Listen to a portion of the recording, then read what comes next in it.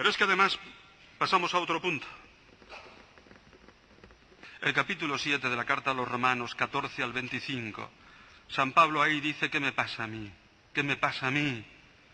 Yo trato de cumplir la ley que es buena y es santa, apruebo lo que es bueno y luego termino haciendo el pecado que no quiero. Yo siento dentro de mí una división interna, eso que llamamos concupiscencia, que es un desarreglo interior que afecta a mis facultades físicas y a mis facultades espirituales. Y resulta que termino haciendo el mal que no quiero, prisionero del pecado. ¿Qué me pasa a mí? Dice San Pablo. Él era fariseo de raza.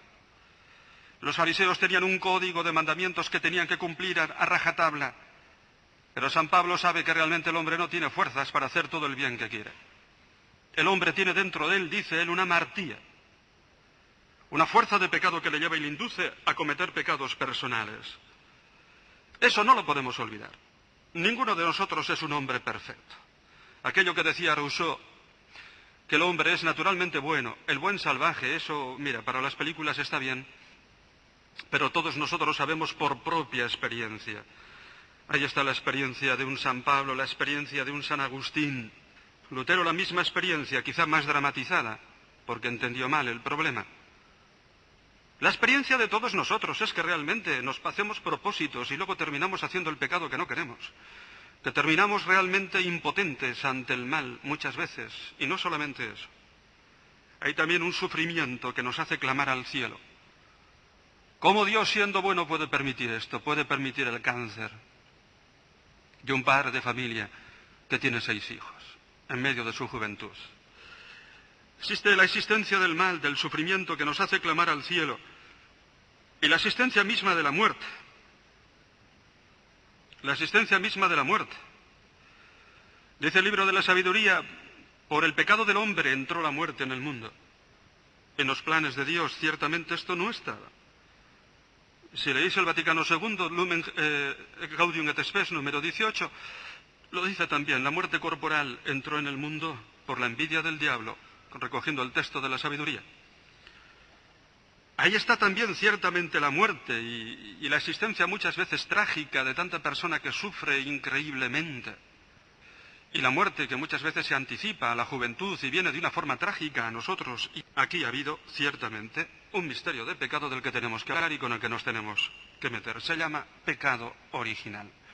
No me queda más remedio que hablar de él. Ahí hay un misterio gordo. Muy gordo. Yo me pasé 3 años de mi vida tratando de entenderlo y estudiarlo. Hasta hacer un libro que se publicó en la BAC. 3 años de mi vida.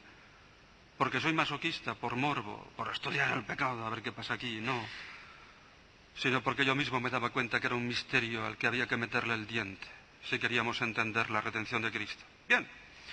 Y la fe de San Pablo es que por el pecado de uno, el primer hombre, Adán, todos hemos sido constituidos pecadores. Cacistemi. Hemos sido constituidos, dice el, pecadores.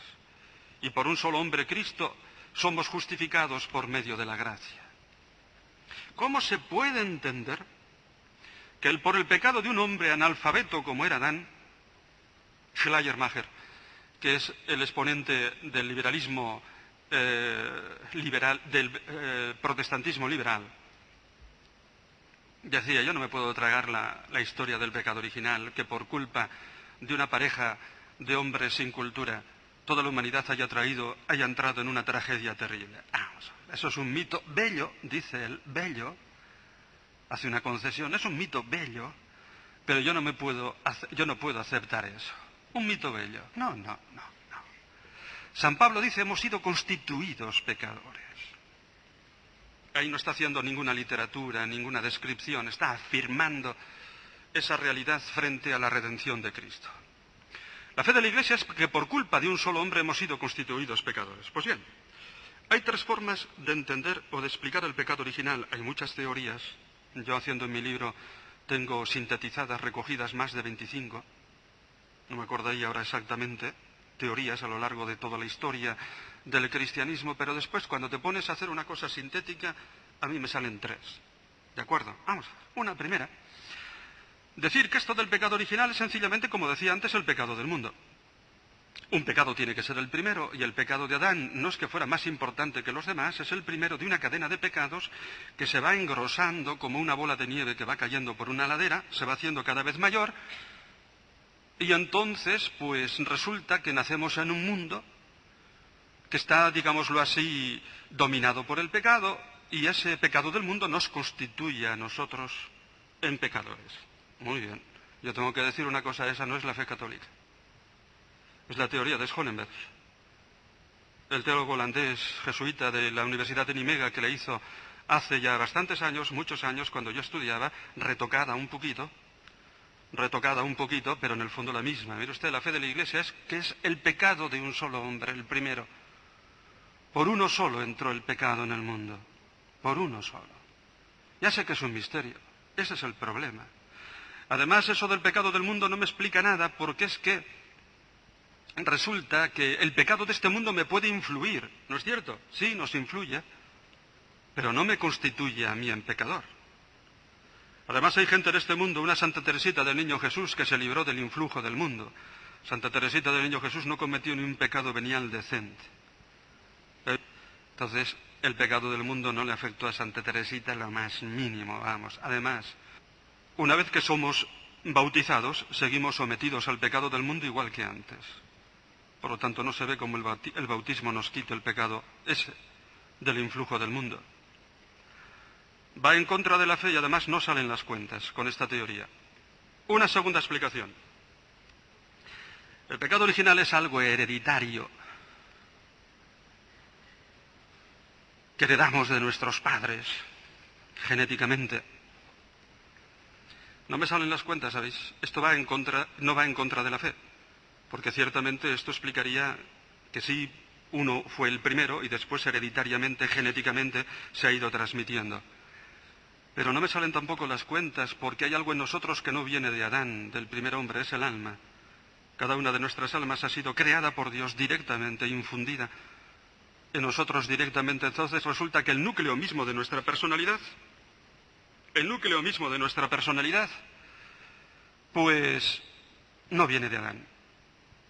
Entonces había que decir que el pecado, si lo entendemos que se transmite hereditariamente, va en los genes, en el ADN, ácido desoxirribonucleico. Miren ustedes, el pecado no es cuestión de genética. Tercera, allá va, es algo que yo he propuesto como teoría personal. La podéis rechazar si no os convence, por supuesto, porque no tiene más valor que el de ser una teoría mía que yo he propuesto y he escrito. Para proponerla yo me he encontrado con los siguientes datos. Primero, cuando San Pablo habla del pecado original, distingue entre el pecado personal de Adán, que le llama transgresión, en griego parábasis, de esa otra amartía, fuerza de pecado que ya existía, y que entonces entra por Adán al mundo, y avasalla al mundo. Entra por Adán, día, la proposición griega día, a través de Adán, ya existía. Ojo, muchos exegetas esa amartía la escriben con mayúscula. Es una fuerza de pecado. Me he encontrado exegetas que dicen, ¿qué es eso? Que ya existía y que aprovechó el pecado de Adán para avasallar al mundo y hacerse príncipe de este mundo. Es el pecado diabólico. El mal no comienza con Adán. Pobre Adán, si era un hombre como nosotros. Ya existía. Entonces entró en el mundo a través de él y avasalló el mundo. Y el demonio se constituyó entonces en príncipe de este mundo. Toma. Solo he leído en cantidad de exegetas famosos como Schlier, por ejemplo, que pasa por ser el mejor comentador de la carta a los romanos. Segundo dato. Luego viene Jesucristo. Y Jesucristo se tiene como enemigo principal ¿a quién? Si yo echo los demonios con el dedo de Dios, es que el reino de Dios ha llegado ya a vosotros. Jesucristo no dice el reino de Dios ha llegado porque han sido echados fuera ya las legiones romanas, sino que el reino de Dios ha llegado porque el príncipe de este mundo ha sido ya vencido. Y Cristo tiene la convicción de tener una lucha personal con el diablo. Él es el opositor del reino, el que siembra la cizaña, el que se opone a la palabra que Cristo predica. El enemigo desde el principio. ¿Cómo le llama Jesucristo al demonio en el capítulo 8 del Evangelio de San Juan? Homicida y padre de la mentira. El opositor del reino. Y dice Jesucristo en una parábola, si uno que es fuerte mantiene bajo su poder una casa, pero viene otro más fuerte y le desposesiona de su poder, Jesucristo viene a decir que Él es el más fuerte que desposesiona del poder al demonio. Y fijaros, ¿sabéis que rezamos mal el Padre Nuestro? Líbranos del mal, amén. No, señores. Apotuponerú, dicen los exegetas, hay que traducirlo en masculino, líbranos del maligno. La oración central del reino, venga a nosotros tu reino, termina diciendo, líbranos del maligno, que es el opositor del reino. Te lees todo el Evangelio desde esta perspectiva, Dios mío, y se te ponen los pelos de punta. ¿Sabéis cuántas veces se habla del demonio en el Evangelio, en el Nuevo Testamento? 511. Con distintos nombres, demonio, diablo, Satanás, maligno, etc. Es que es impresionante. Tercer punto, desde el principio, el bautismo ha sido un exorcismo. A mí me bautizaron así, con el ritual de San Pío V. Sal demonio maldito de este niño para que habite en él en el Espíritu Santo y participe de la gracia divina y tal. Ahora ha quedado todavía una oración en el bautismo de niños, mucho más en el bautismo de adultos, pero la Iglesia no ha perdido todavía la conciencia. El rito antiguamente del bautismo empezaba así, venía un adulto, vuélvete a Occidente y escupe, porque ahí es el lugar del demonio, y luego te pasas a Oriente, te abres a la luz. Ahora toma la sal para que puedas vencer al demonio y tal. Era un exorcismo puro. Todavía nos ha quedado una oración. Y viene el catecismo de la Iglesia Católica, que lo tenéis ahí. Ahí está el catecismo. Y el catecismo dice también, al hablar del pecado original, todo hombre, citando el Concilio de Trento, en virtud del pecado de Adán, nace con una cierta servidumbre, una cierta esclavitud del demonio, que no le elimina, desde luego, su razón y su libertad. Luego pasas al bautismo y dice, el bautismo libera a todo hombre de la esclavitud del demonio con la que nace. Eso pertenece a la fe de la Iglesia Católica. Entonces, habría una forma de explicarlo, pienso yo. ¿Qué ha ocurrido aquí? No entenderemos nada del pecado original si pensamos que la culpa de todo la tienen, en el fondo de la cuestión, el pecado de dos analfabetos, que eran el primer hombre y mujer que existieron. Entenderemos si nos damos cuenta de que lo que ha pasado aquí es que en virtud de ese pecado de Adán, entró en este mundo el poder del diablo y hemos quedado en un cierto dominio bajo él, lo dice la Iglesia Católica, hasta que somos liberados en Cristo. Entonces el pecado es algo teológico en este sentido. El pecado personal es la ruptura personal de la comunión con Dios. El pecado original es la ruptura de la comunión con Dios en virtud de esa esclavitud con la que nacemos. ¿Me habéis entendido? De la que no somos culpables, desde luego. Pero nacemos bajo una esclavitud, de la que somos liberados por Cristo. Entonces, mirad, yo voy a ser sincero, he tenido críticas por esta teoría del pecado original. Entonces pongo una comparación para explicar esto. Imaginaros que aquí venimos en invierno. Yo que soy Adán vengo el primero. Yo, Adán, peco con un pecado mío, abriendo las ventanas para que entre el frío del invierno. Muy bien, todos los que entréis por esa puerta quedaréis congelados. ¿Me habéis entendido? Hasta que no os arriméis a la calefacción. Esto es lo que nos pasa. Nosotros estamos bajo ese misterio del poder del maligno que entró y ha llenado este mundo mientras no somos liberados por Cristo. Y uno de los que me han criticado me decía, es que lo que dices es absurdo, porque el demonio no existe. Que el demonio no existe. Dijo el cardenal Ratzinger que fue el cristianismo el que quitó el miedo al demonio en el mundo pagano, y ahora que no se cree en Cristo, vuelve el miedo al demonio. En el comentario de la carta a los Gálatas de Lutero, ahí tenéis, en el capítulo 40, entonces él habla del castigo que sufre Cristo y que fue condenado por el Padre a sufrir los mismos horrores del infierno. Jamás ha dicho eso el magisterio de la Iglesia Católica. No va por castigo del Padre, pero va por un misterio de amor.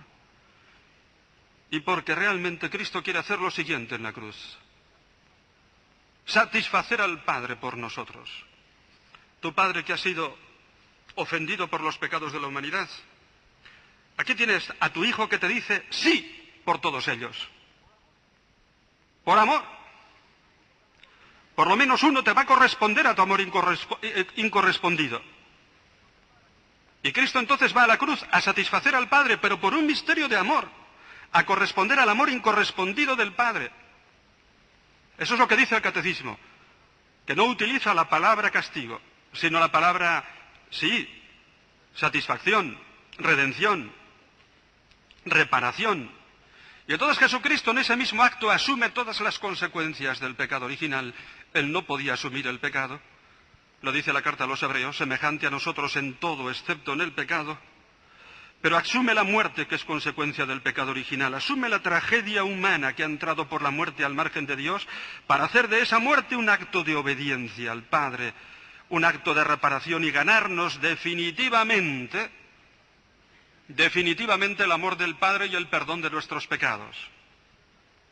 Y entonces, ciertamente, a partir de esa satisfacción de Cristo en la cruz, hemos quedado ya liberados de la muerte y del pecado. Esta es la redención de Cristo, por un misterio de amor, no por castigo, ni muchísimo menos.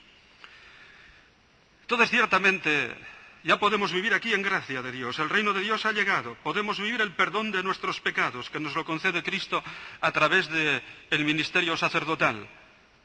La muerte todavía no. Dice la primera carta a los Corintios, capítulo 15, que la muerte es el último enemigo en ser vencido, pero un día también hemos de resucitar nosotros en la segunda venida de Cristo y venceremos definitivamente a la muerte, y también nuestros cuerpos, al final de la historia, entrarán en el cielo, y allí nuestros cuerpos no tendrán ninguna huella de sufrimiento ni de muerte. Y entonces la redención se llama cielo. El cielo que Cristo ha inaugurado con su muerte y su resurrección. Pero ojo, que el infierno existe, y lo tengo que decir. Y lo tengo que decir porque soy cura. Y el capítulo 33 de Ezequiel dice, por esta comparación, a mí se me ponen los pelos de punta cuando leo ese pasaje, si un centinela está en la muralla de una ciudad y ve venir al enemigo y no les avisa a los de la ciudad del peligro que corren, si el enemigo entra en la ciudad y mata a sus ciudadanos, será responsable de la muerte de sus ciudadanos. Asimismo, dice Ezequiel, el pastor, que sabiendo del peligro de muerte eterna que corren las ovejas, no les avisa de esa posibilidad, será responsable de la muerte de sus ovejas. Yo hablo del infierno porque no quiero que me diga a mí el Señor que soy responsable de la condenación de muchos. El Catecismo asume la fe católica del infierno, pero entender bien el infierno. El infierno no es un castigo de Dios. No es que Dios haya hecho desde el principio, mirad, aquí está el cielo, y aquí ya preparo la muerte, la cárcel, desde el principio, y el que se porta mal, ¡zas!, batacazo. No. Dios no ha hecho otra cosa que el cielo, que inauguró con la resurrección de su Hijo. No ha hecho otra cosa. No preparó el infierno desde el principio, no. No es una cárcel ahí con ganas de castigar, no. ¿Qué es el infierno? El infierno lo hacen los demonios cuando se rebelan contra Dios. Ellos son el infierno. Y el infierno lo hacemos cada uno de nosotros cuando no nos dejamos perdonar por Dios. El Catecismo utiliza una palabra que explica todo, autoexclusión. El infierno nace cuando el hombre no se deja perdonar por Dios, cuando en su soberbia rechaza el perdón de Dios. Dios hace milagros con un pecador, porque Dios hace milagros con un corazón sencillo y arrepentido, pero ojo, aquel que en su soberbia no se quiera dejar perdonar, aquel que en su soberbia no tenga capacidad de arrepentimiento, ese es el que se condena. Aviso. No es tanto